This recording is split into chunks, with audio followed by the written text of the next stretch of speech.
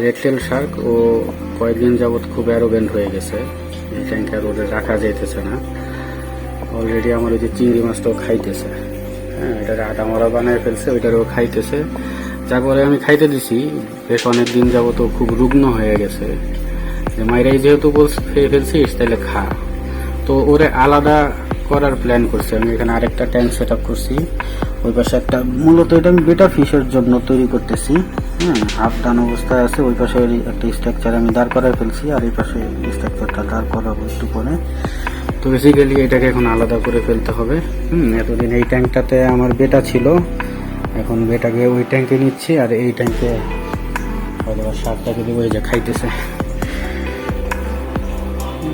মাছের একটা প্রবৃত্তি আছে, সেটা যে মাছই হোক না কেন, ছোট মাছ বড় মাছটাকে খায়, এটা ওদের নর্মাল একটা প্রবৃত্তি। তো আমার সেই সবচাইতে বড় একটা চিংড়ি মাছ ছিল, এটারও মেরে ফেললো এখন।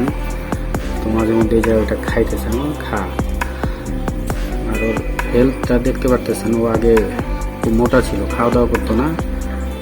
তো দেখি খাক, খাওয়ার সময় দিই। এই পাশে একটা বাচ্চা ছিল অবশ্য আমার, তো ওরা আমার সরাই ফেলতে হবে, কারণ ট্যাঙ্কের ভিতরে আরো অনেক বেবি চিংড়ি মাছের বাচ্চাগুলো আছে। তো বড় চিংড়ি মাছটার এই যে টার্গেট কেন করলো আমি বুঝলাম না।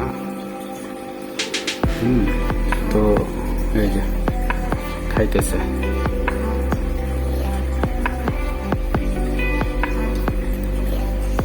তো খাওয়া দাওয়া শেষ হোক, তারপরে ওরে আলাদা করতে হবে। তো বেসিক্যালি আমার অ্যাকোয়ারিয়ামটা সম্পর্কে কিছু কথা আপনাদের সঙ্গে শেয়ার করি। আমার অ্যাকোয়ারিয়ামটা কিন্তু আগে প্ল্যান্টেড ছিল না। হ্যাঁ, এটাকে আমি পরবর্তীতে প্ল্যান্টেড করি। এই যে গাছগুলা দেখতে পাইতেছেন, এগুলো সবগুলা অরিজিনাল গাছ। আমি আমার আগের ট্যাঙ্কের লুকটা আপনাদের সঙ্গে শেয়ার করার ট্রাই করব। দেখেন আপনারা, এই ছিল ট্যাঙ্কের আগের লুক, আর এখন যেটা দেখতে পাইতেছেন এটা হচ্ছে বর্তমান লুক। তো সঙ্গে থাকেন, আমি আমার এই ট্যাঙ্কটা সেট আপ করি। সেট আপ করে তারপরে একটু পরে আপনাদেরকে দেখাই যে কি অবস্থা, কেমন কি সেট আপ করলাম। এইটার বেসিক্যালি আমার প্ল্যান হচ্ছে মাঝখানে একটা পার্টিশন হবে। হ্যাঁ, দুই পাশে দুইটা আমি বেটা ফিশ রাখবো। হ্যাঁ, মাঝখানে একটা পার্টিশন থাকবে। অলরেডি পার্টিশন আমি বানায় ফেলছি। হ্যাঁ, এগুলো এখানে মাঝখান দিয়ে এই যে পার্টিশন ঢুকাই দিব। আশেপাশে পাথর থাকবে যাতে এগুলো মুভ না করতে পারে। এখন অবশ্য মুভ করতেছে, ও এখনো খাচ্ছে। পরে আমি ধরবো, ধরার জন্য অপেক্ষা করতেছি, কারণ এই ট্যাঙ্কটা আমার কমপ্লিট করলাম। এখন তবে একটু দেখাই, দুই পাশে আমি দুটো স্ট্রাকচার দাঁড় করানোর ট্রাই করছি। আর মাঝখানে যে বড় পাথরগুলা, এগুলো মাঝখানেই রাখছি। বড় বড় পাথরগুলো ছোট পাথর দিয়ে দুই পাশে দুটো ইয়া করছি, কারণ দুইটা আলাদা সেট আপ হবে। হ্যাঁ, এই পাশে একটা বেটা ফিশ আর ওই পাশে একটা বেটা ফিশ হবে। আর এটার জন্য একটা পার্টিশন ইয়া করছে। আপাতত পার্টিশনের দরকার নাই। হ্যাঁ, জাস্ট পাথরগুলো একটু অ্যাসেম্বল করে দিলে বলে ট্যাঙ্কটা ঠিক হয়ে যাবে। তো পার্টিশনগুলো যে এখানে আছে আপনাদের দেখাইছি। হ্যাঁ, দুই পাশে দুইটা বেটা ফিশ থাকবে। আর পার্টিশন যখন করবো ওই সময় আবার আরেকটা ভিডিও করবো, আপনাদের দেখাবো। তো আমি এখন শার্কটাকে ধরবো, ধরে আপাতত এই ট্যাঙ্কে শিফট করবো। আর ওকে সঙ্গে চিংড়ি মাছটাও দিয়ে দেবো, যে খাওয়াতে খায়া মোটারটা যা হওয়া দেখি। দুইটা মাছ ঢুকে গেছে। টাইগার বার্গ, এই মাছটা অনেক কম দাম হলেও জোস একটা মাছ। টাইগার বার্গ ওই পাইতে ঢুকে গেল। তো যাই হোক, এই যে চিংড়ি মাছটাও খেয়ে ফেলছে। এইটাকে দেখি তুলতে পারি কিনা, ও পিছন থেকে বেরোক ততক্ষণে। এটা ওই খাইতে দিই। খা, তুই মাইরা ফেলছিস, খা। খাইতে পারতেছি না, এই উঠছে। এটা আমি এই ট্যাঙ্কে দিয়ে দেবো। এই ট্যাঙ্ক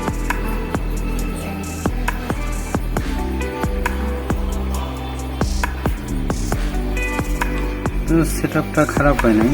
তো এটারও ওর পার্মানেন্ট ঘর না। হ্যাঁ, ওকে আবার এই ট্যাঙ্কে নিয়ে আসবো।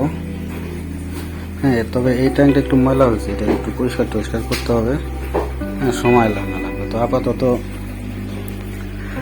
শার্কটাকে আমি এই ট্যাঙ্কে শিফট করে দিছি। আর সঙ্গে ওই যে ওর খাবার আছে। আমার চিংড়ি মাছটা মেরে ফেলছে। এই যে আমার সেই মৃত চিংড়ি মাছ, বড় মাছটা। আর এই যে মেরে যখন ফেলছো খাইতেছো খাও।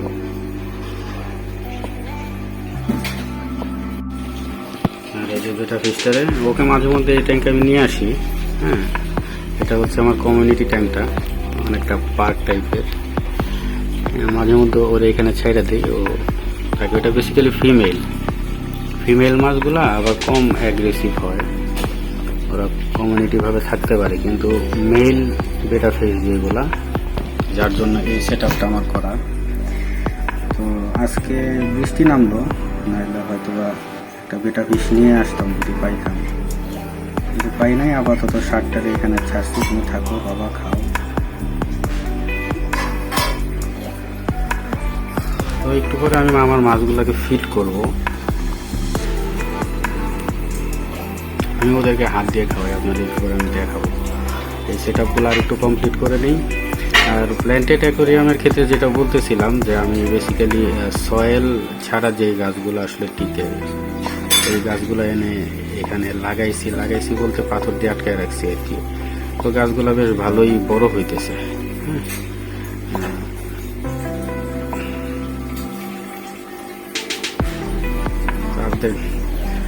তো আমি ওইখানে আমার বাসায় খাওয়া দাওয়া শুরু করে দিয়েছে। খাও, সমস্যা নেই, তোমার খাওয়ার জন্য দিয়েছে, একটু স্বাস্থ্যবান হও। ও শুকাই গেছিল, বেশ অনেকদিন যাবৎ কিছু খাইতো না।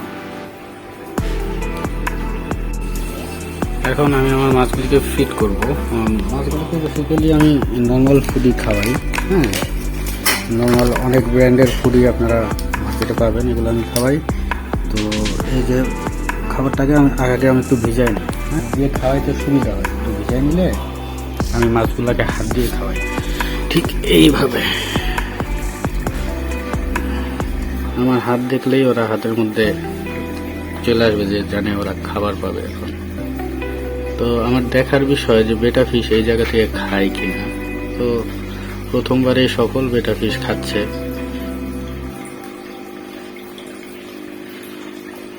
আমি একটু সন্দেহ ছিলাম যে বেটা ফিশ এখান থেকে খাবে কিনা। তো দেখলাম না, খাচ্ছে। তো এইভাবেই এখান থেকে আমি অল্প অল্প করে নিয়ে ওদেরকে খাওয়াই। আমি এভাবে দেওয়ার আরেকটা কারণ আছে, কারণ হচ্ছে যে আমার যে শাকটা ছিল, ওই শাকটা হচ্ছে বটম ফিডার, ও নিচ থেকে খায়। আর কিছু আমার কাছে স্নেল ছিল, ওইগুলা চুষে খায় পাথর থেকে। তারপরে চিংড়ি মাছরাও নিচ থেকেই খায়। তো যার কারণে আমি খাবারগুলো এইভাবে দিই যাতে কিছু খাবার নিচে পড়ে।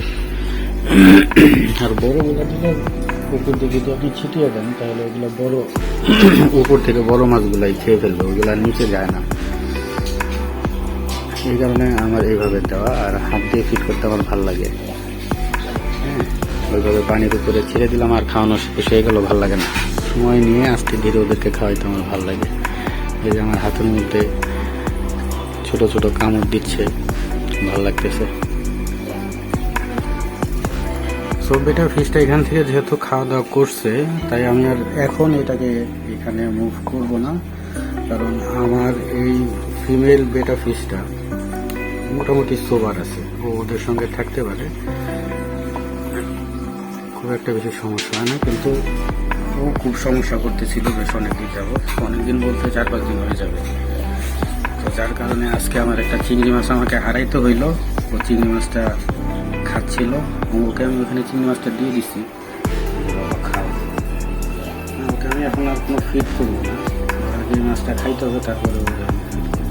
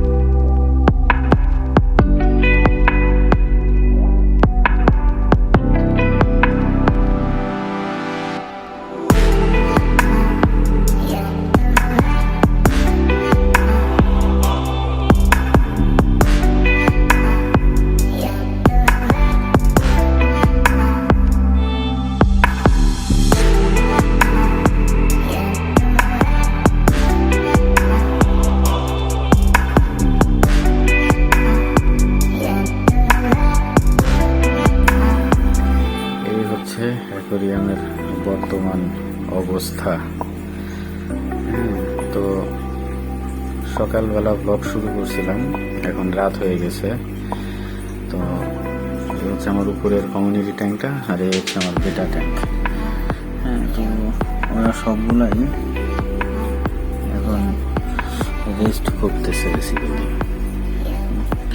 তো একটু এদিক ওদিক করি। এখানে পার্টিশনে আমি দুটা পার্ট করছি। এই যে আমার একটা বেটা ফিশ লাল দেখা যাচ্ছে, এই যে এই পাশে একটা বসে আছে। তো যাই হোক, এখন আমি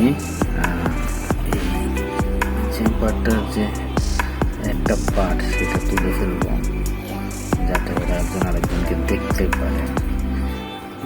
ফাঁক দিয়ে অবশ্য বেরোয় যাওয়া যায়, ও বের হয়ে গেছে অলরেডি, বুঝে ফাঁক দিয়েও বেরোয় গেছে। দেখি এখন দুইটা কি করে। দুইটাই যেহেতু ফাইটার মাছ, এই দুটা ফাইটার মাছ আজকে আমি কিনে আনছি। তো এটা হচ্ছে আসলে বেসিক্যালি ফ্লপ হয়ে গেল এখন, মানে এটার পাশ দিয়ে ওরা বেরোয় গেছে, মানে এটার ভিতর দিয়ে বেরোয়া যায়।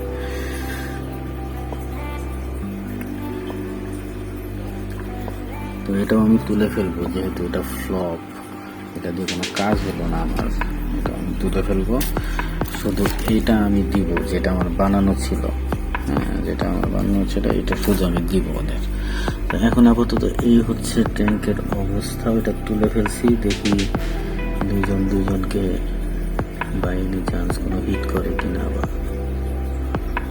কিছু করে কিনা, আমরা একটু দেখি কি অবস্থা।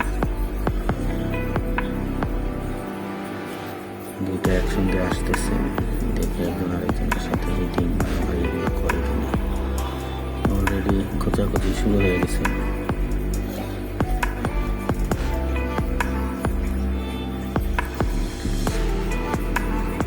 অলরেডি দৌড়ঝাঁপ শুরু হয়ে গেছে, এই কারণে ফাইটার বলে।